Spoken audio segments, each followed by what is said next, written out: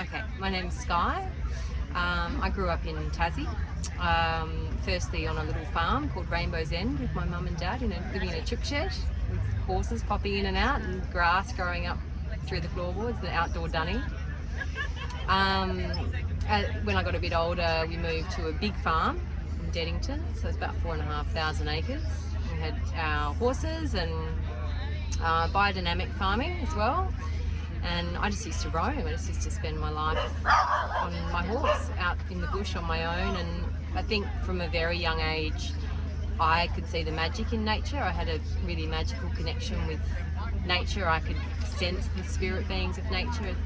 Bizarre things would happen, but they weren't bizarre to me, and no one would ever believe some of the things that happened in nature. Can I tell you a story?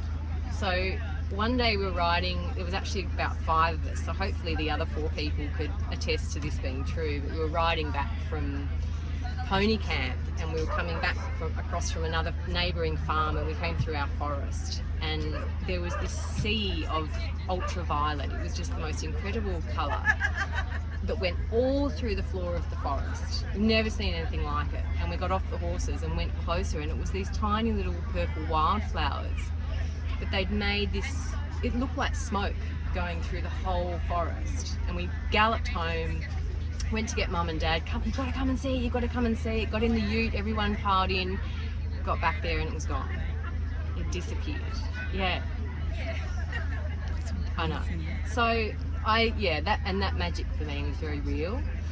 And then I guess, I went to the big city and lived in the big city and still just love getting out in nature. And now I have an energy medicine practice, which includes shamanic practice, which really is about having that oneness and reciprocity with nature. So it's almost more about being in this sacred interaction with nature and spirit beings. We call it, in my tradition, we call it Aini, which is sacred reciprocity. It's this interchange of energy, and that can just be something that's intentional, but it can also involve ceremony and ritual and making offerings to the different spirit beings like Mama Unu, the water, or Mama Kocha, the sea, or Mama Alpa, the earth. And this work has brought so much healing for me and healing for other people too. I love it. Yeah.